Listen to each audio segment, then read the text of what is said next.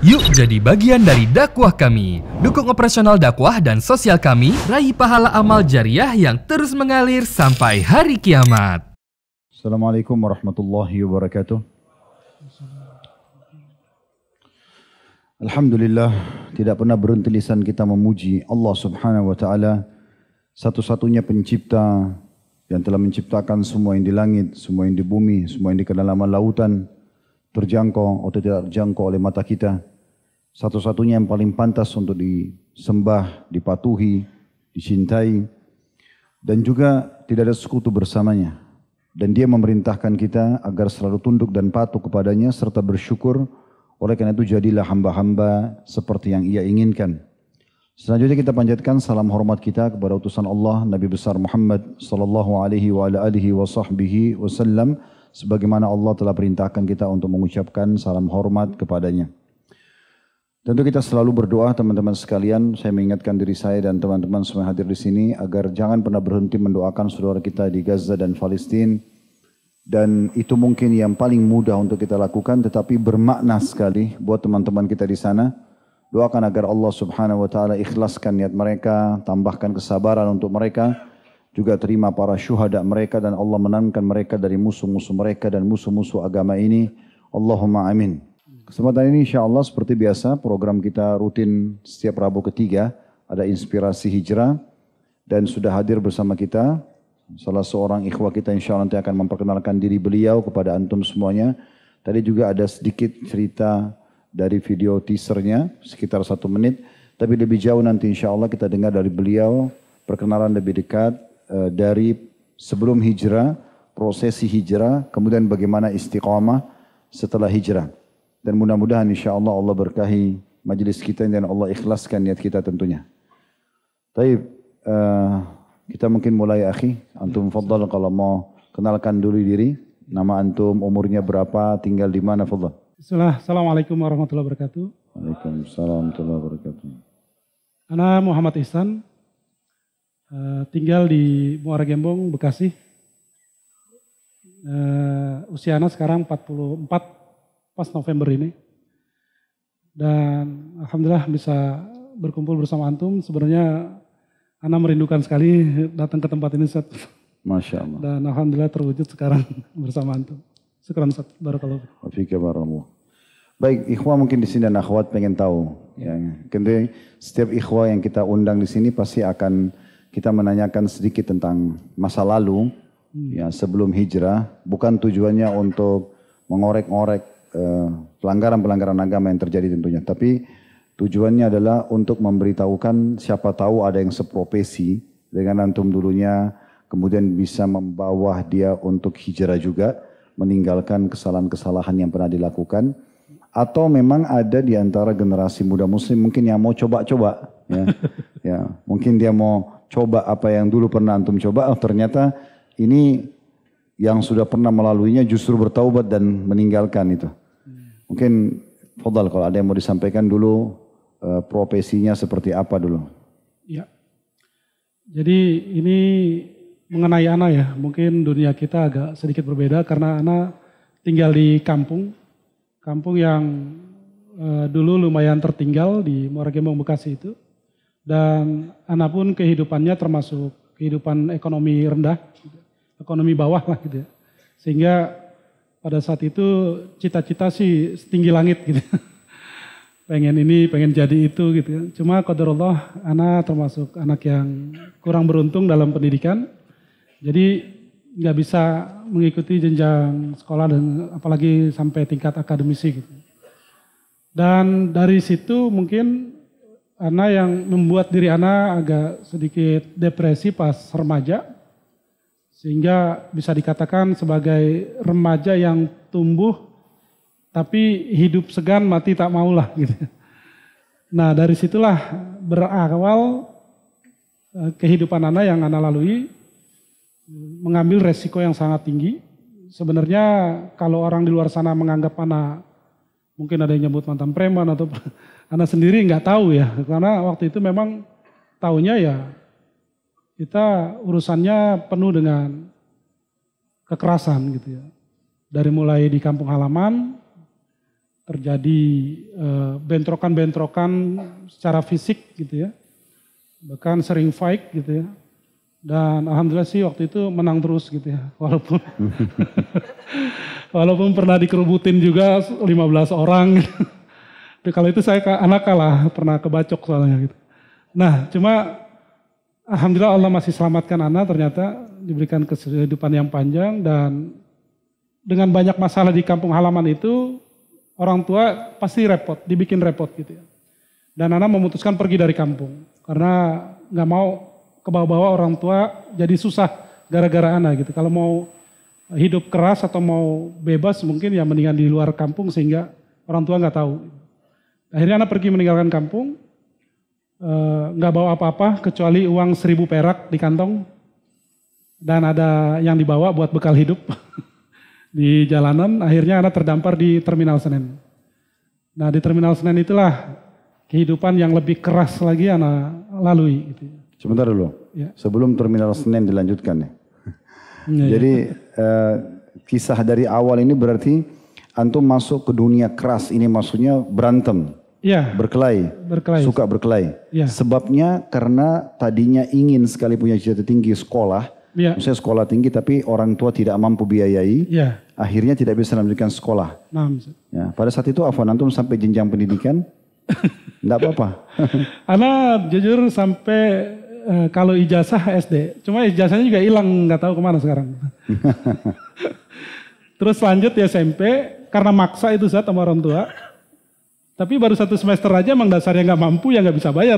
Oke. Akhirnya Jadi- semester pertama. Jadi poinnya sebenarnya ingin sekali punya pendidikan tinggi, Betul. cuma qadarullah orang tua tidak mampu. Nah, Terus berhentilah sekolah itu. berhenti sekolah. Nah pada saat berhenti sekolah itu akhirnya antum kena punya angan-angan tinggi, Iya, ingin punya pendapatan segala macam, Ya. tapi karena tidak bisa, tersangkut di pendidikan, akhirnya masuk ke dunia kekerasan itu. pas remajanya Ustaz. Remajanya, Ya. kira-kira umur berapa? Umur 16-an lah udah mulai. Apa motivasinya? Kenapa harus jadi preman atau suka berantem? Kira-kira apa? Kalau di Mungkin di Bekasi, sini ada yang mau coba-coba kan jadi kita. kalau di Bekasi itu udah ma'ruf mungkin Ustaz ya. Apalagi Bekasi bagian utara, kalau di sini ada yang dari Bekasi mungkin udah tahulah gitu ya. Sekaligus kenal antum juga mungkin ya. Ya Bekasi itu pusatnya jawara-jawara dan mandor-mandor lah gitu. Mandor itu kalau di Jakarta mandor proyek ya. Kalau di sana mandor kawasan. Ustaz. Jadi yang megang kawasan gitu. Dari mulai Gabus sampai terus ke Muara Gembong gitu. Mungkin sebagian di sini ada yang kenal juga tuh tokoh Gabus Betawi. Ya saya nggak sebutkan. Ya itu salah satunya. Ya seperti itulah gambaran orang-orang Bekasi. Ustaz. Nah anak hidup di kultur yang seperti itu gitu. Nggak, Jadi- umur 16 tahun tadi yang memotivasi larinya ke berantem itu apa? Ya pengen disebut apa ya? Ya jago-jagoan aja. Jago-jagoan. Jadi pegang ini gue yang megang nih gitu ya. Ya kayak gitu aja, Ustaz. Jawara lah gitu. Ya. Jadi jawara sama jawara ketemu berantem gitu. Betul, Ustaz. Terus yang menang jadi penguasa. Betul. Dapat duit gak? Enggak. Enggak dapat, Ustaz. Terus kira-kira dapat apa? Ya Cuma ketenaran. Kalau ya kayak gitu aja paling, Ustaz. Berapa lama antum ini berprofesi begini nih? Kalau Tiap hari berantem tuh? Ya kalau tiap hari enggak mungkin, tapi tiap minggu ada aja lah. Dan itu bersambung sampai akhirnya di Jakarta, di Terminal Senen, ya mungkin sekitar dari usia 16 sampai usia masuk 23 lah. Ustaz. Masuk 23? Ya 22 akhir. Itu pindah-pindah lokasi? Ya kalau di Jakarta saya memang di Terminal Senen aja. Ustaz. Tapi main juga ke Blok M sini, Sudirman, Tamrin. Berarti ini daerah kekuasaan antum dulu ya? Priok, Pulau Gadung, wah itu udah daerah-daerah kobok-kobokan kita. Untuk dunia ininya saja jalanannya. Baik, itu kan antum jadikan sebagai pelampiasan mungkin ya? Iya. Supaya bisa dikenal, karena tadinya berharap justru berprestasi di pendidikan, tapi karena tidak bisa, akhirnya larinya ke situ. Betul, Ustaz. Oke. Sementara dari 16 tahun sampai 22 tahun itu, selain profesi berantem, menguasai lokasi, ini ada pekerjaan lain nggak?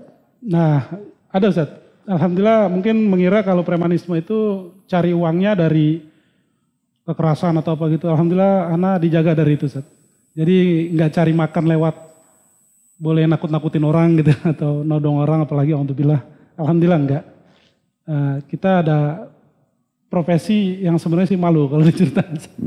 Kita dulu apa ya, entertain jalanan juga lah Ustaz. Jadi nyambi Ustaz.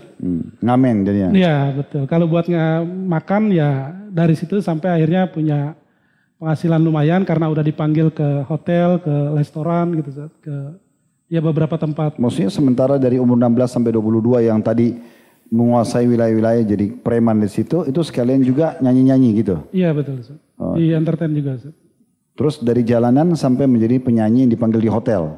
Iya dipanggil Ustaz. Jadi ya mainnya tadinya di bus gitu kan, mainnya di hotel, di restoran. Itu umur berapa? Umur dari 19 sampai 22 akhir lah. Oke. Sekarang pas umur 22. Itu masih berlanjut atau kenapa dipatok di angka 22? Memang di situ berhenti atau seperti apa? Ya sebenarnya enggak Ustaz. Kalau di entertainnya enggak berhenti karena memang darah daging tumbuhnya dari situ waktu itu Ustaz.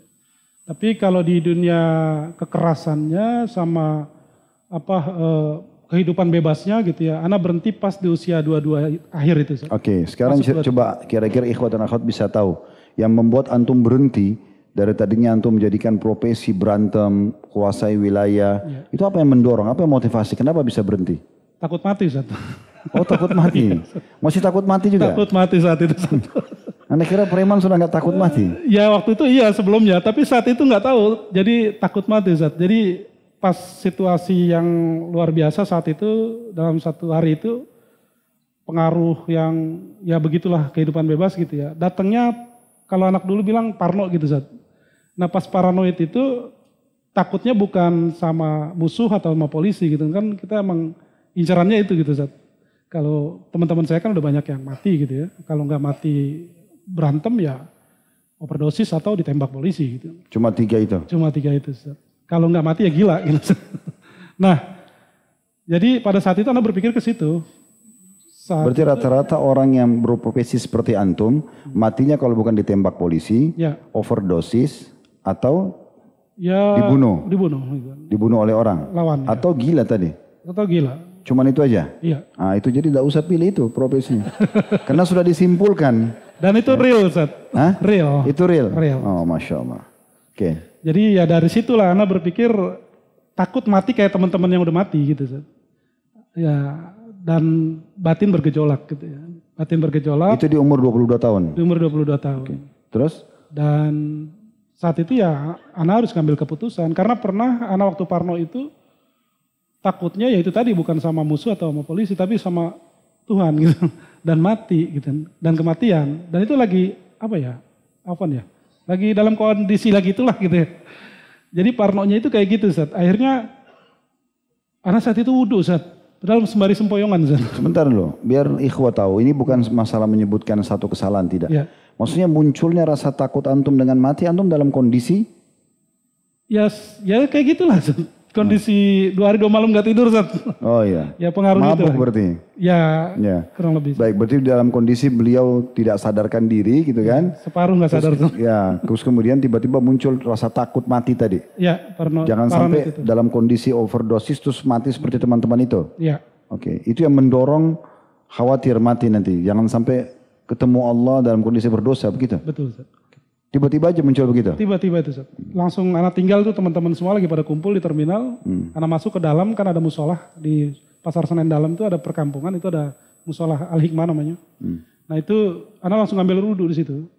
Langsung sholat Ustaz. Sholat dalam keadaan masih compang-camping, masih celana sobek-sobek, rantai masih di mana-mana gitu Ustaz. Ya kuping, hidung masih tindikan semua. Jadi sholat sembari sempoyongan, ya alhamdulillah saat itu nggak diusir sama imam musolahnya gitu. Dan alhamdulillah pada saat sadarnya. Tapi tata cara sholat semua sudah tahu sebelumnya? Belum. Jadi sholatnya gimana? Ya ngeliat orang sholat aja gitu. Oh, cuma ikut gerakan? Iya. Oh. Taunya begitu ya udah. Walaupun waktu kecil kan pernah dia ngeliat atau diajarin tapi kan nggak mendalam. Itu di umur 22 tahun tuh? Iya umur 22 tahun akhir. Oke, malam itu berarti atau hari itu mulai antum merasa bersalah sama Allah, menyesal terus mulai langsung tiba-tiba sholat? Iya pengen sholat aja bukan. Tapi masih jalan itunya Ustaz. Pelanggaran agama masih jalan? Masih jalan Ustaz. Sholat ya itu gitu. Dan nggak lama 2 bulan hancur lagi, lebih parah bahkan ya ya akhirnya nggak sholat sama sekali gitu. Sama sekali nggak sholat. Karena lingkungan. Ya lingkungan, terus juga kan cuma modal mau gitu Ustaz. Pengen gitu. Pengen bener tapi nggak ada ilmu gitu Ustaz. Jadi nggak ada motivasi apapun gitu kan. Cuma pengen bener aja gitu kan. Maksudnya lebih parah itu setelah 2 bulan betul-betul tinggalin sholat, terus dosanya terus lebih parah lagi dari sebelumnya gitu. Iya betul Ustaz. Itu sering saya sampaikan teori di agama, dalam agama itu biasanya satu paket tuh. Orang kalau sudah mulai mabuk, nanti akhirnya dekat dengan zina, dekat dengan bunuh, dekat dengan mukul, berantem, itu betul nggak? Iya betul Ustaz. Secara teori agama antum kan di lapangan nih. Iya betul. Ya. Ya sebagaimana orang kalau di majelis ilmu duduk ngobrol kan dengar pengajian, habis itu bubar mungkin saling makan traktir cari pahala, saling mengingatkan lagi besok jadwal pengajian, kan kayak satu paket seperti itu ya. Nah, Taib, selanjutnya setelah itu abang saat antum sudah 2 bulan tuh tinggalin lagi abang, apa yang memotivasi antum kembali lagi? Ya batin masih bergejolak Ustaz. Rasa takut makin tinggi gitu. Terus? Dan suatu hari ya lagi, ini semua masih di umur 22 tahun ya? Masih 22 tahun. Pertengahan lah gitu. Ini cerita masih panjang ini karena beliau sekarang 44 tahun. Jadi masih ada 20 tahun. Masya Allah. Ya. Ya. Jadi pas suatu hari juga tuh Ustaz, lagi parah-parahnya juga, lagi parah dah pokoknya. Kalau bahasa anak saat itu lagi bego-begonya lah gitu Ustaz. Anak di pojokan pasar Senen Dalam itu, di kampung Senen Dalam. Duduk di sudut gang gitu. Nah tiba-tiba teman anak yang udah hijrah duluan tuh pulang. Mungkin habis taklim gitu ya, bawa kitab Al-Quran terjemahan. Sama kitab... Ini preman juga dulu? Iya. Preman yang sudah tobat? Iya. Pulang dari pengajian bawa Al-Quran terjemahan? Iya, ya teman terminal lah gitu. Iya. Tapi sudah lebih dulu hijrah? Iya udah hijrah duluan. Lewat depan antum? Lewat depan anak. Terus antum lagi nongkrong sama teman-teman yang... lagi ada 3 orang lah. Masih lagi menikmati itu Ustaz. Cuma batin masih bergejolak Ustaz. Masih ya luar biasa lah gitu. Pas dia lewat, dia berhenti depan anak gitu. Dia berdiri, pas itu dia sembari ngelus-ngelus dadanya Ustaz. Astagfirullahaladzim, mat gitu. Astagfirullahaladzim, dia bilang gitu Ustaz. Sambil manggil nama antum? Iya. Siapa nama antum? Nama kerennya dulu siapa? Mat Gembong Ustaz. Karena dari Muara Gembong itu. Iya. Nah, astagfirullahaladzim Mat gitu. Sembari ngelus-ngelus dada, istighfarnya udah jadi banget lah dia gitu. Mungkin ada berkah juga nama antum Muhammad ini ya. Alhamdulillah. Nah, pas itu anak marah itu Ustaz. Marah murka banget anak. Antum marah sama orang itu? Sama dia gitu. Kena nasihatin? Ya karena istighfar depan anak ngelus-ngelus dada. Astagfirullahaladzim Mat. Begitu, anak marah jujur gitu. Sampai ya anak gak pukul semua, anak tunjuk mukanya gitu kan. Lu saksiin ya, lu terakhir lihat gua kayak gini. Sembari nunggu ke atas gitu. Lu terakhir ngeliat gua kayak gini, saksiin nih. Gitu. Nah malam itu juga. Berarti antum bukan marah sama dia gitu. Iya. Kalau antum gitu kan berarti antum berterima kasih sama dia. Iya harusnya. Kan kamu jadi saksi mulai hari ini saya berhenti gitu. Iya. Oh Masya Allah. Terus? Lu terakhir ngeliat gua kayak gini. Berarti gitu. dahsyat sekali istighfarnya dia itu. Iya Masya Allah. Semoga Allah berikan dia hidayah. Cuma lulus dada astagfirullah antum taubat nah. Iya Masya Allah. Oke, terus? Nah akhirnya malam itu juga anak jualin semua tuh sound system, gitar listrik dan yang lainnya gitu ya. Kenapa dijual? Ya butuh uang buat pergi besok. Untuk kemana maksudnya? Jadi waktu itu belum ngerti halal haram saat jadi jual pengen punya uang karena saya pengen pergi dari terminal gitu kan. Ya. Dan juga nggak balik ke kampung karena di kampung udah blacklist. Untuk jual untuk apa? Untuk buat ongkos. Ongkos ke? Waktu itu saya ke Jawa Barat, tepatnya di Tasikmalaya. Untuk apa? Memulai hidup baru? Nah itu, jadi sebenarnya di gejolak batin yang luar biasa besar itu, Ana punya keinginan pengen lahir lagi dari nol gitu. Cuma kan kalau lahir dari rahim ibu kan nggak mungkin. Cuma Ana berpikiran, Ana datang ke satu tempat yang di situ orang nggak tahu siapa Ana sebelumnya gitu. Jadi ya akhirnya nggak ada hal-hal yang kalau bahasa sekarang ya memberatkan kita atau sampai dibully gitu, soalim apa segala macam gitu kan. Jadi Ana pengen dapat satu tempat yang Ana bisa mengawali semua kehidupan Ana dari nol lagi di situ. Itu esok harinya langsung? Besok langsung. Setelah antum tunjuk orang tadi? Iya betul Ustaz. Jadi Ana punya uang, hasil jual cepat semualah yang penting punya uang gitu ya. Terus ke Tasik? Anak ke Tasik. Dan itu pun masih bawa satu gitar akustik Ustaz. Buat nyambung hidup maksudnya. Sama pakaian seadanya gitu kan. Nah anak pergi besok. Dan gak punya tujuan mau kemana gitu kan. Yang penting pergi aja. Kenapa anak ke Tasik? Ya ada salah satu kenalan warung. Kalau di terminal kan biasa ada warung-warung makan. Ece Tasik gitu ya. Di Jakarta kan banyak gitu tuh. Gitu. Nah, Ana dikasih alamat sama beliau kalau mau ke sana mampir ke rumah Ece gitu di Ciawi, Sukaroya waktu itu. Akhirnya ya bawa alamat itu doang udah set. Tanya sama supir sama kenek tolong pampirin di sini. Nah, Ana akhirnya diturunin di situ di Sukaroya di sebelah sana Ciawi kalau nggak salah.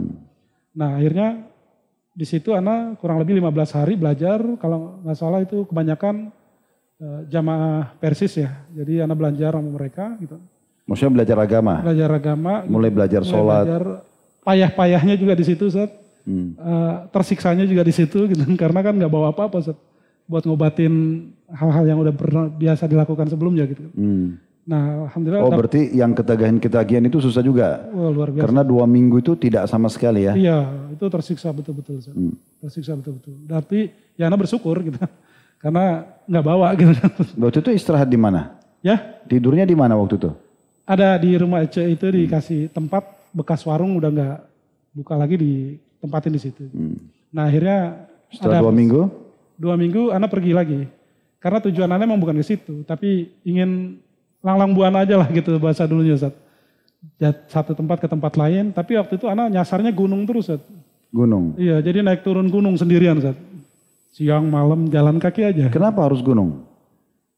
Ya senang aja gitu Ustaz, alam terbuka gitu kan. Oh iya.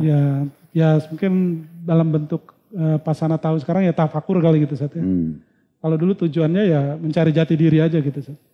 Atau bahasa ininya mencari Tuhan lah gitu. Mana sebenarnya di sini nih yang bisa menunjuki saya jalan yang lurus. Dan kebetulan waktu itu saya bawa 2 kitab Ustaz. Al-Quran sama Injil. Kenapa bawa Injil? Bawa Al-Quran sama Injil ke gunung? Iya Ustaz. Jadi kerjaannya baca itu aja, baca terjemahan. Di sana ada syekh kah, ada pendeta kah, ada? Nggak ada Ustaz. Jadi Ana betul-betul ingin mencari kebenaran itu di mana gitu kan. Tapi di atas gunung? Iya di atas gunung Ustaz. Sendirian bawa 2 kitab? Bawa 2 kitab Ustaz. Untuk dipelajari gitu? Iya baca gitu. Oh. Dan apa motivasi? Kenapa antum Injil? Antum kan Muslim. Iya, cuma waktu itu kan sempat terpengaruh nyanyi-nyanyi lagu-lagu gereja Ustaz. Oh dulu waktu nyanyi, iya, antum nyanyi ke gereja? Kan kadang dipanggil ke gereja. Terus nyanyi di gereja juga? Iya Ustaz. Jadi kan lagunya lagu puji Tuhan semua kan. Nah di situ mungkin terselip Ustaz di sini. Jadi sebenarnya agama yang lurus mana sih? Gitu. Terus oke, sampai di atas gunung. Gunung apa ini antum pergi nih? Di sana ada 2. Supaya jangan lagi ada yang ke gunung situ. Ada 2 gunung yang Ana datengin waktu itu Ustaz. Gunung Galunggung, Gunung Batu Ngampar ada di situ di Tasik, sama Gunung Galunggung.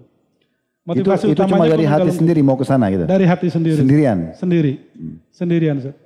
Nah yang paling ini pas ke Galunggung Ustaz. Motivasinya itu waktu kecil katanya orang tua Ana bilang Gunung Galunggung itu meletus tahun 80-an sekitar Ana umur 3-4 tahun lah. Nah itu debunya sampai ke tempat kampung Ana itu, Muara Gembong itu. Sampai pohon-pohon itu pada mati gitu, pada layu. Nah pas itu termotivasi cerita dari orang tua ini jadi pengen ke sana gitu. Nah pas ke Gunung Galunggung itu jalan kaki Ana 2 hari 2 malam gak sampai-sampai. Ya karena memang jalan. Dari lereng ke atas gitu? Iya, dari mulai Ana pergi dari kampung itu aja, Sukaroya itu. Karena jalan kaki kan, ke kotanya dulu nyari duit buat nyambung hidup kan. Duitnya habis. Nah habis itu baru ke gunung. Nah pas kemalaman Ana di lereng gunungnya masih tadinya mau tidur di musola karena udah mulai belajar sholat kan di lingkungan yang Persis itu gitu. Nah pas itu ada yang ngajak nginep di rumahnya, ada nenek-nenek di situ nanya mau kemana Jang? Gitu. Ana bilang mau ke Galunggung Nek. Oh jangan gitu, apalagi sendiri gitu kan. Kemarin ABRI katanya tentara banyak yang hilang latihan di situ. Cuma ya Ana bukannya takut, abis subuh langsung berangkat lagi. Makin menantang ya. Bukan Jadi, preman kalau enggak nantang ya. habis subuh itu anak naik numpang truk pasir yang pada nambang di Galunggung lerengnya kan.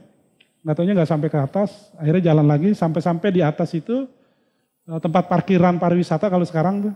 Dulu masih sepi Ustaz. Itu anak sampai situ 2:30 sore lah. Kurang lebih jalan habis subuh. Nah akhirnya naik lagi ke kawah. Kurang lebih ada anak tangga, 625 anak tangga itu. Anak naik ke atas, dan karena hari biasa saat itu mungkin gak ada orang wisata sama sekali. Tapi ada bekasnya, ada bekas orang jualan apa gitu di atas. Nah anak naik ke atas, di atas Gunung Galunggung itu. Nah di atas Gunung Galunggung itu ada peristiwa yang ya sebenarnya di luar logika sih. Jadi kalau diceritain agak mistis-mistis dikit. Oke, enggak apa-apa. Seperti apa kira-kira? Nanti kalau benar ada teori syariahnya kita katakan iya. Kalau enggak mungkin itu gangguan syaitan gitu ya. Ya. Seperti apa? Jadi pas di atas Gunung Galunggung itu, ana lihat pemandangan tuh indah banget. Kan di sana banyak bunga-bunga edelweiss itu kan. Sama bunga-bunga pohon-pohon bonsai. Ya mungkin bonsai terpaksa karena gunung vulkano kan. Jadi nggak besar pohonnya.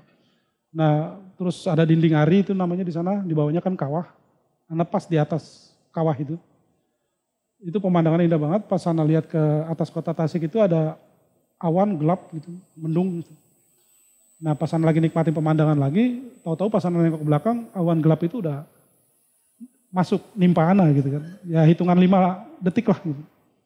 Maksudnya awan itu datang ke sekitar antum? Iya, terus ke situ. Karena ana nggak sadar juga, nggak nengok ke sana, pas nengok udah masuk ke wilayah itu gitu. Dan ana udah gelap. Udah kurang lebih 3-5 meter itu udah nggak kelihatan apa-apa lah gitu. Gelap gitu. Nah di situ anak kepikiran pesan nenek-nenek yang malamnya itu. Waduh, selesai hidup saya, selesai hidup gue. Karena kepikiran juga akhirnya, takutnya luar biasa Ustaz. Dan gak lama turun hujan Ustaz. Pas turun hujan itu, anak cuma berlindung di bawah meja bekas orang dagang mungkin kalau hari libur ya. Dan itu pun gak banyak, ada 3 meja kalau nggak salah. Meja papan yang tetap aja bolong gitu Ustaz. Akhirnya anak berlindung di situ, tetap di bawah meja itu. Di bawah meja itu dan sementara awan hitam itu ada di situ. Iya. Dan hujan lagi turun deras. Dan lebat-lebatnya dan dinginnya minta ampun. Mungkin lebih dingin dari rendaman air es kita. Karena di atas kan. Nah, pas lagi hujan itu, anak nundukin pandangan, nggak berani ngelihat ke sana kemari, takut gitu ya. Dan wallahu alam gitu ya, ada bayangan yang ngelilingin anak, kayak tawaf gitu, Ustaz. Tapi anak nggak berani ngelihat, cuma dari sudut mata anak ya sebatas mata kaki mereka lah gitu. Itu derap kaki ngelingkarin anak banyak lah gitu ya. Dan di situ anak meyakini itu malaikat maut gitu ya. Yang akan mencabut nyawa anak gitu kan. Sampai anak udah pasrah, udah nyerah gitu. Ustaz. Terus? Ya dalam hati anak berdoa gitu ya. Ya Allah, kalau memang aku mati di sini gitu kan, kau cabut nyawaku di sini, aku belum berbuat banyak hal dalam kehidupanku gitu kan. Untuk ibadah kepadamu. Tapi kalau sekiranya memang kau cabut nyawaku saat ini ya aku pasrah gitu. Dan mengalami kematian kan hampir mati gitu. Anak bukan sekali 2 kali. Waktu berantem itu kan anak udah aduh ya alhamdulillah Allah masih selamatkan gitu. Nah pada saat itu kurang lebih mengalami hal yang sama. Cuma bukan berantem gitu. Tapi dikepung bayangan-bayangan itu yang seakan-akan anak itu melihat atau meyakini itu malaikat maut gitu kan yang siap nyabut nyawa anak gitu. Akhirnya ya anak dalam hati berdoa seperti itu. Namun sekiranya Allah memberikan kesempatan anak buat hidup gitu ya. Ya anak berjanji gak akan balik lagi ke dunia sebelumnya gitu. Jadi ke pelanggaran agama enggak lagi? Iya. Terus setelah itu? Terus itu hilang gak awan hitam itu? Hilang Ustaz, alhamdulillah. Tapi gak lama hujan lagi lebih besar lagi Ustaz. Dan lebih lama lagi, dan anak pasrah mungkin udah sempat pingsan kali, karena anak sempat menganggap anak udah selesai gitu. Pas bangun, soalnya anak megang kulit anak nggak kerasa gitu. Pas itu anak ingat ada teknik gosok-gosok ini kan pernah naik gunung berapa kali sama teman-teman ke Gunung Gede, Pangrango dengan sama teman terminal. Pas anak gosok-gosok ternyata lama-lama hangat gitu. Pas anak pegang, oh masih kerasa. Dan bersyukur banget di situ Ustaz. Dan anak keluar langsung dari meja, baru berani keluar anak Ustaz. Dan di situ anak ajan sendiri, anak qomat sendiri, anak sholat khauf di situ, sholat dengan rasa takut luar biasa gitu ya. Tapi pemandangan habis itu indahnya luar biasa. Indahnya kalau habis hujan kan clean Ustaz ya, nggak ada satu awan pun lah gitu ya. Itu pemandangannya lebih indah. Akhirnya pas itu anak sujud lagi. Berarti malam itu nginap di gunung itu? Malam itu nginep di gunung itu. Ini sampai besok? Sampai besoknya baru. Sholatnya tadi sholat apa? Sholat pas sholat asar. Subuh, asar. Oh, subuh ya di situ semua. Nah, dan melewati malam itu juga luar biasa gitu. Dalam Jadi, kondisi ketakutan? Ya. Dalam kondisi ketakutan dalam malam kondisi itu? ya takut juga gitu ya. Oke, besoknya habis itu? Jam 2 sorenya anak turun. Nyusuri jalan, bukan jalan umum karena anak sorenya mau maghrib itu ketemu kakek-kakek nyari kayu bakar ke situ gitu. Dan itu juga buat anak sih aneh juga sih karena apa? Kampung sampai sekarang juga dari atas itu ke kampung itu kurang lebih 5 sampai 7 kilo lah gitu. Kok aki-aki naik ke situ nyari kayu bakar dipikul lagi gitu kan. Cuma dia ngasih makan ke anak gitu. Karena anak tanya di situ ada warung nggak kayak gitu. Nggak ada di sini Jang gitu kan. Emang Jang ngapain di sini ya lagi main sendiri gitu.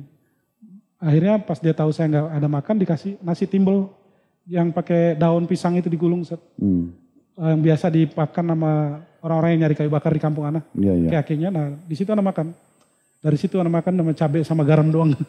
Tapi enaknya luar biasa itu Zat, karena lapar banget. Dan habis itu kakek-kakek itu pergi lewat semak-semak itu dan udah nggak kelihatan. Baru anak ada rasa takut siapa kakek-kakek itu gitu. Ya, sampai sekarang anak nggak tahu siapa dia gitu. Mungkin nanti di Yaumul Hisab. Baru Allah perlihatkan siapa itu. Karena anak kepikiran jangan jadi takut saat itu. Tapi anak nggak, yang penting udah kenyang lah gitu ya. Nah, ini semua masih di umur 22 tahun ya? 22 tahun. Oke, nah habis itu anak turun tuh. Turun terus? Turun ngikutin jalur kakek-kakek itu. Ya bener aja. Baru ketemu pemandian air panas itu dari situ kurang lebih 5 kilo lah. Dan banyak hutan sebenarnya seperti kayu yang dicari sama kakek-kakek ini yang dibawa ke atas itu. Yang dibawa dari atas itu gitu. Nah habis itu anak pulang, gak lama masih melanglang buana lagi Zat. Terus ke Jakarta, pulang, dan udah. Komitmen udah, tetap pas pulang ke Jakarta itu ditawarin macam-macam Zat. Seperti kehidupan sebelumnya gitu. Dan alhamdulillah nah. Sama teman-teman di terminal? Sama teman-teman gitu. Tapi antum sudah tidak mau sentuh lagi? Udah gak mau, tapi tetap nongkrong sama mereka. Dan pada suatu malam ada pesta besar gitu ya, bareng-bareng di terminal itu. Mereka ngajak saya lagi, nyuguhin lagi, sampai ada yang maksa. Dan jujur ya. Saat itu saya nangis gitu. Nangis karena dipaksa gitu. Nangis saking menahan diri gitu. Menahan diri bukan karena takut mereka gitu. Tapi menahan diri untuk tidak menggunakan itu lagi. Karena desakannya udah luar biasa gitu. Sampai saya bilang ke mereka, apa karena gue udah gak pakai kayak gini lagi, lu udah pada gak nganggap teman sama gue gitu. Nah pas saya ngeliat saya nangis, mereka juga nangis saat melukin semua gitu. Jadi ada juga cerita begini di alam preman ya? Ya. Ada juga aneh peluk-pelukan. Iya ada. Dan solidaritasnya lebih tinggi Zat, kalau udah di jalanan. Nah itu berpelukan Zat. Dan akhirnya semua pada pelukan lah melukin anak. Ya udah lu tetap sahabat kita gitu. Lu tetap teman kita. Cuma makin hari hati makin gak nyaman Zat. Makin gak nyaman sama mereka? Ya gak nyaman dengan situasi seperti itu gitu kan. Duduk ke mereka. Karena situ masih banyak minuman, masih banyak pelanggar-pelanggar agama. Iya. Sampai bertambah hari, jasad, raga di situ, tapi jiwa udah gak ada kayaknya gitu Zat. Udah gak ada ini. Keinginan untuk duduk. Pengennya di masjid, di musola gitu kan. Ikut taklim, datang ke Keramat waktu itu saat Yazid Jawas kalau nggak salah, terus ke Masjid Istiqlal gitu kan, ke Islamic Center, ya pengennya kayak gitu Zat. Jadi sampai akhirnya betul-betul ya nggak nongkrong lagi sama mereka gitu. Cuma ketemu ya saling sapa aja gitu. Itu di umur masih 22 semua? Masuk 23. Masuk 23. Terus habis itu apa? Yang antum tekuni apa profesinya? Ini sudah mulai transisi pindah. Iya. Ya. Mulai lebih suka majelis taklim, mulai masjid gitu ya. Nah, Ustaz. Terus untuk menjadi income pendapatan? Pas itu masih ini Zat, masih tetap entertain. Nggak berhenti itu Zat. Berhentinya cuma bergaulnya doang. Tapi kalau entertainnya masih manggung sana sini gitu kan. Nah sampai akhirnya alhamdulillah Allah berikan petunjuk dari cari kertas ketemu nggak sengaja itu Zat. Di mana itu? Di terminal Zat. Di terminal? Iya, nggak tahu bekas bungkus kopi atau apa gitu kan. Ketemu pas anak pungut bareng sama teman waktu itu. Dia udah mulai hijrah juga. Nah pas kita baca ternyata isinya hadis larangan itu musik. Bahwa suatu hari akan ada sebagian umatku yang menghalalkan khamar kalau nggak salah ya, minuman keras. sutra. Dan alat-alat musik gitu. Nah itu kita kaget, kita bawa kertas itu ke kajian Ustaz. Kita bawa-bawa gitu. Dan kita serahin ke Ustadz, bener gak ini Ustaz hadisnya? Sahih gitu. Terus gimana hukum musik Ustaz? Udah jangan nanya dulu, kita ngaji aja dulu yang lama. Nah alhamdulillah waktu itu ya dalam arti beliau gak langsung saklek. Padahal Ustadznya keras banget Ustaz. Saklek banget saat itu gitu. Tapi pas anak nanya itu disuruh ngaji dulu. Biar rutin nanti kamu tahu sendiri gitu. Akhirnya rutin tuh ikut pengajian? Iya rutin. Oke. Sampai umur berapa nih? Antum waktu itu masih bujang, belum nikah? Masih bujang Ustaz. Masih bujang. Menikah di umur berapa? Umur 25 Ustaz. Umur 25. Ya. Berarti setelah hijrah ya? Iya, ninggalin total musik itu di 4 bulan sebelum nikah. Anak berhenti total. Oke, sekarang sudah menikah nih, umur 25. Ya. Apa yang antum tekuni setelah itu? Selain sudah antum mulai ikut taklim, sudah menjaga sholat waktu itu ya? Nah. Oke, apa yang antum jadikan sebagai sumber pendapatan antum? Sebelum nikah, Ana udah mulai belajar dagang Ustaz. Tapi masih di jalanan Ustaz. Belajar ngasong. Dari ikhwan-ikhwan yang juga profesinya ngasong. Ana belajar sama mereka, minta diajarin cara jualan gitu kan. Yang akhirnya alhamdulillah Ana ikut mereka belajar dari mulai jualan bolpen, gope 1, 1.002 gitu diplastikin Ustaz. Sampai jualan aqua, gelas di ember. Dan pendapatannya minim sekali gitu, jauh daripada. Oke, sampai sini dulu berarti mulai sudah sampai nikah dan mulai buka bisnis dagang asongan ya, untuk menjadi sumber pendapatan. Kita ambil dulu poin-poinnya ikhwas sekalian dan akhwat. Yang pertama itu tentang masalah bagaimana kasih sayangnya Allah pada hambanya. Karena Allah sejauh apapun seorang hamba itu dari jalannya tetap saja Allah akan berikan peluang untuk kembali. Ada saja sinyal dari Allah SWT. Jadi walaupun kita berbuat dosa sebesar apapun, ada rasa penyesalan, ada rasa khawatir. Mungkin tadi itu yang Akh Muhammad bahasakan, beliau bilang ada gejolak dalam hati. Ya, di awal itu ya. Merasa gelisah dengan perbuatan, walaupun tidak tahu harus buat apa. Itu poin, berarti akan selalu ada sinyal dari Allah Subhanahu Wa Taala untuk kita kembali ke jalannya. Tinggal kita mau merangkul, meraih itu atau tidak. Kemudian yang kedua, bagaimana syaitan terus menggoda agar jangan sampai hidayah itu diraih. Ya, terbukti sempat meninggalkan 2 bulan setelah itu ya.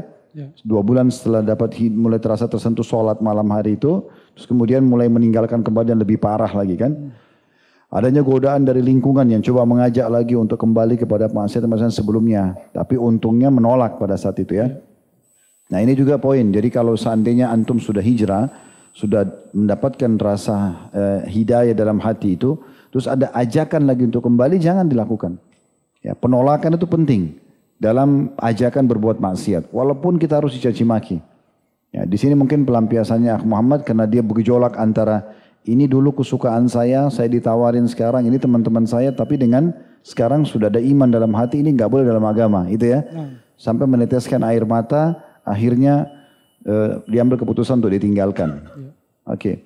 Yang ketiga adalah setelah mulai hijrah, Allah Subhanahu Wa Taala kirim terus tuh sinyalnya karena masih main musik tadi ya. Kemudian dapat tidak sengaja selebaran lagi makan, isinya adalah hadis itu. Padahal mungkin itu adalah kertas bekas bungkusan makanan atau gorengan mungkin ya. Akhirnya dengan penasaran dibawalah lembaran yang ada isi hadis tentang larangan alat musik. Kemudian ditanya kepada Ustadz, dikatakan itu benar. Cuma memang pada saat itu Ustadznya tidak mengatakan atau ditanya hukumnya gimana, haram atau tidak. Ya sekarang belajar aja dulu. Nanti makin dalam ilmunya insya Allah dengan sendirinya bisa ditinggalkan gitu ya. Oke, setelah itu pindah ke transisi, mulai menikah dan membukalah pintu bisnis asongannya gitu ya. Baik. Selanjutnya, setelah itu antum berjalan nih asongan berapa lama? Asongan itu dari sebelum nikah udah mulai belajar. Di 2003 akhir, 2004 awal lah gitu. Terus sampai di 2007 akhir, 2008 masuk. Jadi kurang lebih berapa tahun? Ya 6 tahunan lah. Dari umur 25 sampai umur 28 gitu ya? Iya betul. 3 tahunan? 28-29 ya. Ya 3-4 tahunan? Ya. Itu terus itu yang jadi sumber pendapatan? Betul Sir. Setelah itu di umur 28-29 itu? Ada ketemu usaha, waktu itu lagi marak-maraknya kebab Set. Jadi, karena jualan kebab. Jualan kebab? Jualan kebab pun tetap masih di asongan. Masya Allah. Jadi bikin kue di rumah, pinjam kompor istri, di kontrakan kecil gitu ya, kompor minyak waktu itu masih kan. Terus ya belanja bisa-bisanya aja.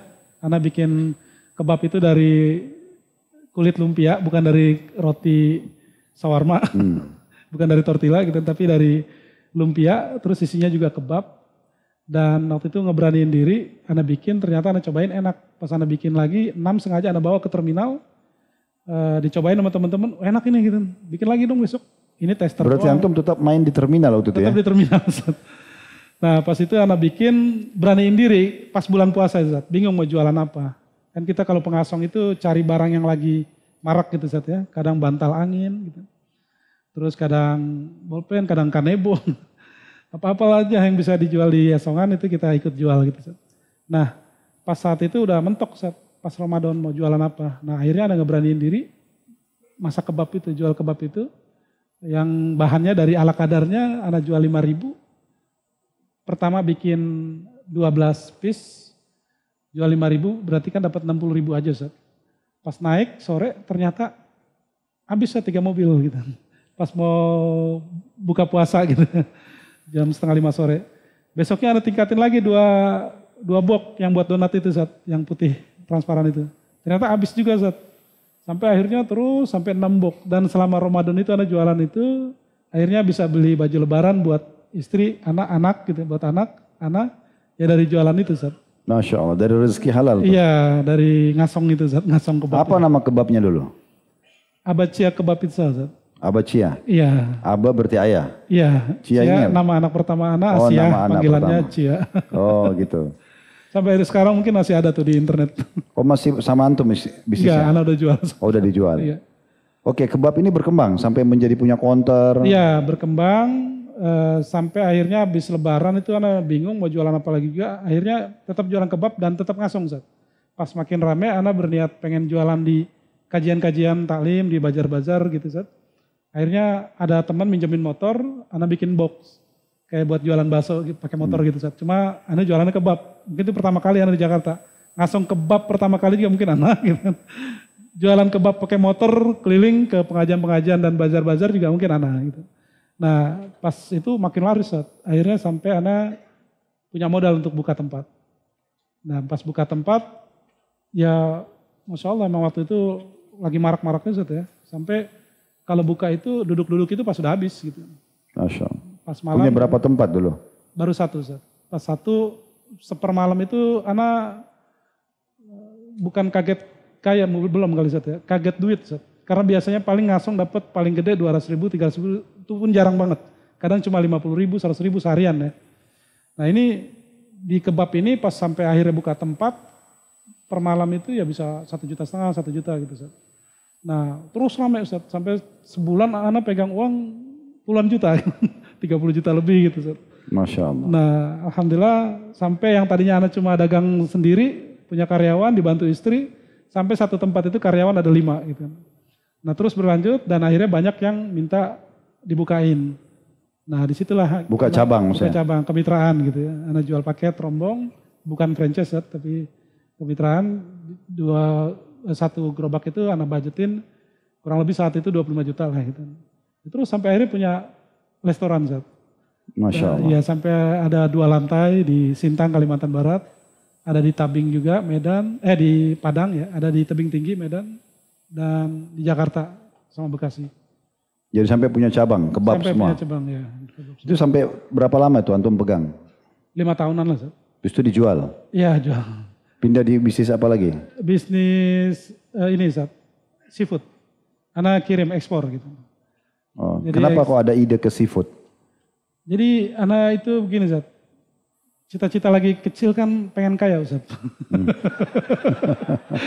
Jujur pengen kaya. Dan kalau bahasa kasarnya saat itu kalau ingat mungkin anak termasuk yang dendam dengan kemiskinan Ustaz. Karena gara-gara miskin itu anak gak lanjut sekolah gitu. Dan kekurangan lah gitu Ustaz. Akhirnya kalau anak hitung-hitung di kebab ini persaingan udah sangat ketat sekali gitu. Dan anak hitung-hitung lagi, wah lama kayaknya gue kalau begini.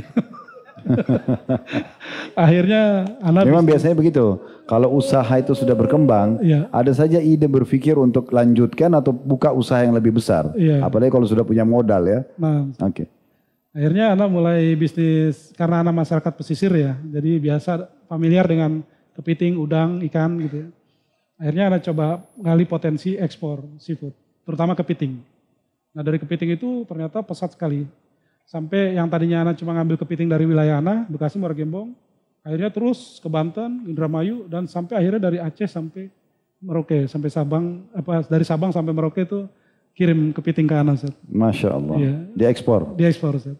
Di lokal juga jual? Ya. Di lokal juga jual? Lokal juga jual, yang BS-BS-nya Ustaz. Sisa ekspor itu banyakan dijual di Jakarta. Jadi antum jangan kaget. Kalau dapat kepiting gede-gede nggak tahu isinya nggak ada. Karena yang bagus semua diekspor. Sampai sekarang Ustaz. Kecuali antum pemainnya tuh? Oh enggak. Sampai sekarang ya paling restoran-restoran yang high class di Jakarta ini baru pakai kepiting bagus. Kalau yang itu ya biasa itu BS-BS. Entah yang loyo tinggal berapa jam lagi mati gitu kan. Berapa lama antum buat bisnis ini, ekspor impor ini? Masih lanjut sampai sekarang atau? Enggak, selesai anak pas salah satu ada menteri jadi dan peraturannya waktu itu ketat sekali sampai akhirnya kita nggak bisa lanjut usahanya. Karena dilarang ngirim kepiting telur, kepiting kecil. Dilarang. Jadi berapa lama tuh? Dari umur 29 sampai? 32. 32 bisnis ekspor impor ya. tadi? Bis itu pindah? Karena peraturan-peraturan yang cukup ketat jadi ganti lagi? Itu ya betul, pas dengan peraturan itu kita umumnya pedagang seafood dan produsen atau yang petani-petani semua mengalami hal tekanan luar biasa lah. Gitu. Sampai akhirnya anak sih mengalami waktu itu bangkrut luar biasa. Gitu. Jadi ibaratnya udah jatuh ketimpa tangga kerubuhan tembok Ustaz. Hancur Ustaz, bersih Ustaz. Sampai istri waktu itu udah punya rumah, udah punya tanah, punya mobil gitu kan. Tapi habis semua Ustaz. Sampai istri mau keluar gitu ya, beli sayuran di tetangga warung, kangkung seikat waktu itu cuma 1.000-2.000 itu ngutang Ustaz. Gini aja, soal bangkrut antum nanti setelah sholat. Oh iya. Fadal azan kita sholat isya nanti kita kembali insyaAllah. Nah, Ustaz. Gitu saja. Subhanakallah wa bihamdika. Asyhadu an la ilaha illa anta astaghfiruka wa atubu ilaik. Wassalamualaikum warahmatullahi wabarakatuh. Assalamualaikum warahmatullahi wabarakatuh. Waalaikumsalam. Alhamdulillah wassalatu wassalamu ala Rasulillah. Tapi kita lanjutkan insyaAllah pembicaraan kita dengan Akh Muhammad. InsyaAllah di beberapa poin terakhir mungkin. Kemudian baru kita buka sesi tanya jawab. Baik, tadi antum sudah mulai usaha. Mulai dengan asongan dulu. Terus kemudian muncul ide untuk jual kebab. Sampai alhamdulillah berkembang. Mulai dijual di Ramadan ya. Terus sampai pelan-pelan punya tempat, punya cabang. Setelah itu mulai berkembang lagi ide untuk ekspor impor. Ya. Ekspor impor ini berjalan sekitar berapa tahun? Dari tahun berapa sampai dari umur berapa sampai umur berapa nih? Tadi kan 29 ya. Sampai umur 29 tadi kalau nggak salah bisnis kebab. Ya. Setelah itu pindah ekspor impor berjalan sampai usia 32. 32. Ya. Berhenti. 32 33 lah. Berhenti karena adanya peraturan-peraturan yang tadi antum bilang sedikit agak menyulitkan gitu. Betul. Terus sekarang berpindah dari umur 32, sumber pendapatan dari mana? Mengalih ke bisnis apa lagi nih? Waktu itu udah mulai belajar ini Ustaz. Belajar ikut jualan properti. Properti? Broker lah gitu Ustaz. Jadi broker tanah? Iya, broker properti Ustaz, belum tanah. Oh. Jadi waktu itu sempat lewat baca di internet, waktu belum ada Android Ustaz ya, di handphone. Pas saya baca bahwa bisnis properti itu bisa merubah kehidupan seseorang dari susah menjadi kaya raya. Dari tidak punya apa-apa jadi banyak punya apa-apa. Pokoknya merubah 180 berarti kembali ke tujuan antum awal ya, mau jadi kaya raya gitu. Mau kaya raya. Jadi akan bisa merubah 180 derajat kehidupan seorang lah. Kurang lebih artikelnya kayak gitu. Nah, anak termotivasi tuh. Waktu itu udah mulai belajar lah gitu. Pas ada penawaran itu juga iklan masuk ke email Ana gitu bahwa ada pelatihan beli properti tanpa uang, tanpa hutang. Oh gitu. Mungkin sebagian di sini ada yang tahu siapa gurunya. Nah, Cuma waktu itu ya anak kan lagi bangkrut banget, Ustaz. Lagi nggak punya uang lah gitu. Pas kepikiran itu pengen ikut gitu ya. Cerita sama istri. Nah cerita sama istri pengen ikut ini gitu ya. Terus cuma masih ada keraguan. Takut ini, oh ini penipuan nih gitu. Masa beli properti tanpa uang, tanpa hutang. Gimana caranya gitu kan. Nah anak bilang ke istri, takut ini penipuan. Jadi kakak masih mikir-mikir dulu lah gitu. Cuma istri bilang, kok kakak masih mikir ini takut penipuan? Kalaupun penipuan mau nipu kakak dari apanya gitu kan, duit gak punya. Gitu. Apanya yang mau ditipu gitu. Oh iya ya, ini lagi gratis gitu kan. Akhirnya anak berangkat. Nah dari situ belajar terus, peningkatan, target untuk bisa dulu istilahnya pecah telur, kalau sekarang gak tahu apa ya. Nah sampai akhirnya gak pecah-pecah telurnya Ustaz. Ini maksudnya masuk ke properti tadi? Iya. Jadi broker? Kepiting masih jalan, cuma udah kecil-kecilan Ustaz. Udah mulai pelan-pelan lah gitu ya. Ya asal ada cukup buat bayar iklan di iklan baris gitu. Di koran, di iklan internet gratis gitu kan. Nah sampai akhirnya lewat 1 tahun, alhamdulillah ternyata Allah berikan rezeki lewat situ. Gitu. Ada yang deal 1, dan guru itu bilang kalau udah biasanya 1 kali pecah telur atau deal itu tuman gitu, nagih gitu. Dan ternyata ya alhamdulillah betul dalam beberapa bulan kemudian ada lagi gitu kan. Dan terus sampai akhirnya ya sekarang. Oh berarti masih berjalan sampai sekarang? Masih. Itu apa tuh, jual ruko, jual? Dulu awalnya belajarnya jual ruko, jual rumah gitu ya, bantu jualin lah gitu tepatnya. Nah cuma anak... Berarti bantu jualin nanti dapat persentase gitu? Iya betul, okay. Atau akad wakalah gitu Ustaz. Oke, akad wakalah. Kuasa menjual lah gitu ya. Jadi kelebihannya rezeki kita. Nah cuma waktu itu ya sampai saat ini anak nggak bisa jualan ruko dan rumah itu gitu. Ternyata cocoknya di tanah gitu. Nah di tanah alhamdulillah ya beli lagi gitu.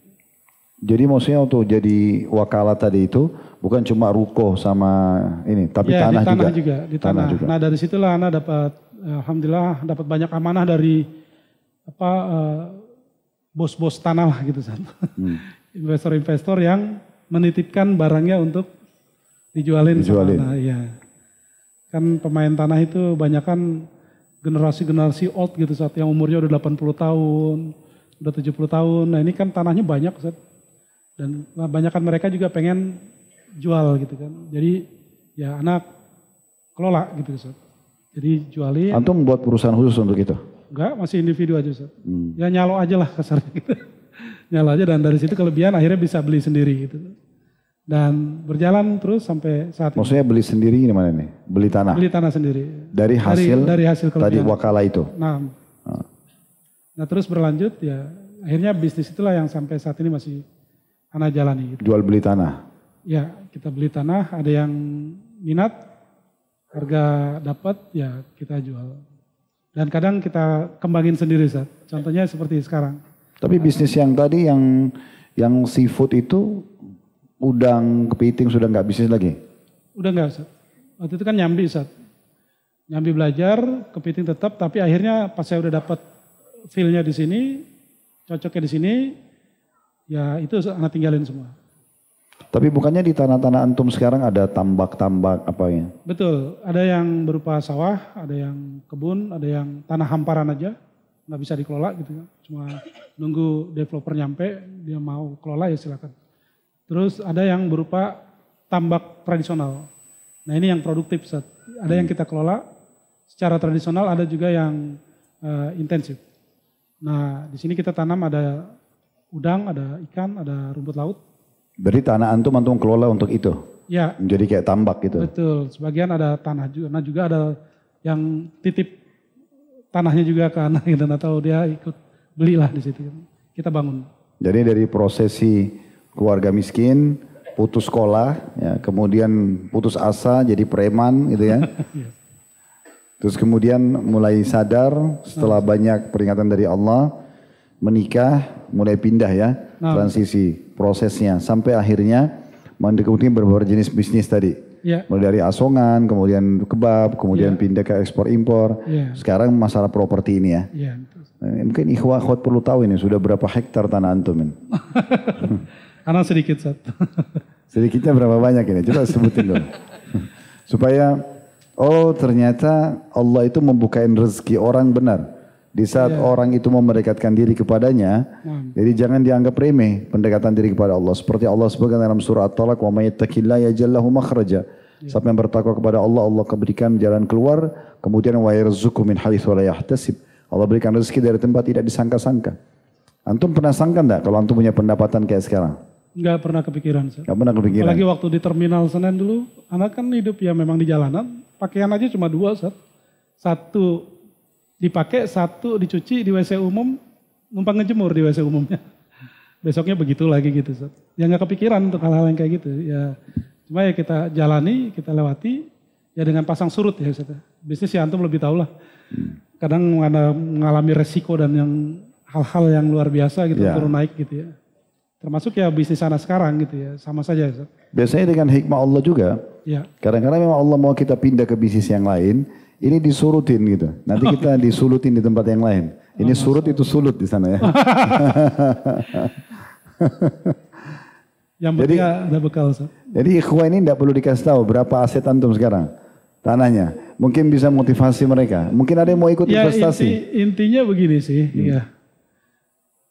Kalau sekarang kita belum punya apa-apa, ya jangan nyerah. Lakukan hal yang bisa mampu betul-betul kita lakukan saat ini sampai kita bisa punya kelebihan rezeki, dan jangan lupa nabungnya jangan di bank, nabungnya jangan di hal yang beresiko. Kalau buat saya secara pribadi, tanah jauh lebih aman. Gitu. Dan tanah itu juga ya jangan beli yang di tempat yang udah mahal, sunset lah ya, secara bisnis gitu. Di Jakarta ini udah susah banget beli tanah kan. Di tempat yang memang masih terjangkau. Di pinggiran. Kita beli yang mungkin ya area sawah atau tambak atau apapun yang di situ ada nilai produktivitasnya. Dan ketika kita menjalani usahanya pun bikin tambak misalkan, ya dikaji dulu betul-betul. Jangan sampai terjun ternyata nanti malah menghadapi resiko yang besar. Gitu ya. Kayaknya menghindar terus beliau ini dari pertanyaan Ana ini kan. Ana aja yang bilang ini Masya Allah sudah punya ratusan hektar. Allah bukain rezeki. Tidak cukup di situ, beliau juga sudah berumah tangga, Masya Allah. Ya, perlu disebutin nggak? Anak 11, alhamdulillah. Anaknya 11, istrinya 3. Kenapa Masya Allah lebih besar? Supaya closing aja. Saya kalau dikorek-korek muter-muter beliau. Jadi ala kulli hal, alhamdulillah dari keadaan yang tidak mampu sampai akhirnya menjadi orang yang cukup, bukan cuma cukup ya, lebih dari mampu, alhamdulillah. Amin. Tinggal mungkin antum kira-kira apa yang antum lakukan nih supaya penutupannya ikhwan dan akhwat tahu, setelah hijrah, setelah mengenal Allah, Allah juga berikan sudah kebutuhan, keluarga sudah ada, anak-anak, pendapatan. Apa yang antum lakukan sehingga antum bisa istiqomah sekarang? Iya, ya kita mengingat bahwa Ustadz kan sering sampaikan juga ya, anak kan rutin sekali mantau video-video antum di YouTube. Setelah subuh, sebelum tidur. Dan tergambar buat kita semua bahwa visi hidup kita di dunia kan untuk ibadah, Ustaz. Sebanyak apapun tentu yang kita lakukan dan kita kumpulkan, ya tentu tujuannya untuk ibadah. Dan buat anak sih, buat teman-teman atau rekan-rekan atau jamaah semua yang ada di sini, baik ikhwan dan akhwat, kalau belum baratnya tahu dunia yang pernah Ana lewati sebelumnya, ya jangan mikir untuk terjun lah. Seperti yang Ustadz sampaikan tadi. Itu luar biasa. Syukur Ana masih hidup sampai sekarang, yang mudah-mudahan Ana minta doa dari antum semua, supaya diberikan keistiqomahan buat Ana. Karena ya sebagaimana sering kita juga dengar dari Ustadz bahwa sebaik-baik kehidupan adalah ketika kita diberikan akhir hidup yang baik. Yaitu husnul khatimah.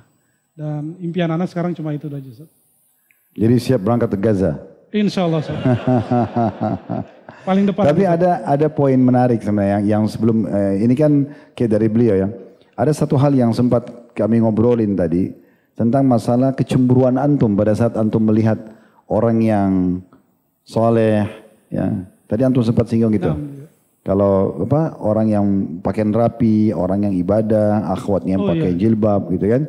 Betul. Waktu pas prosesi antum hijrah, antum sempat melihat itu ya? Ada kecemburuan muncul dalam hati.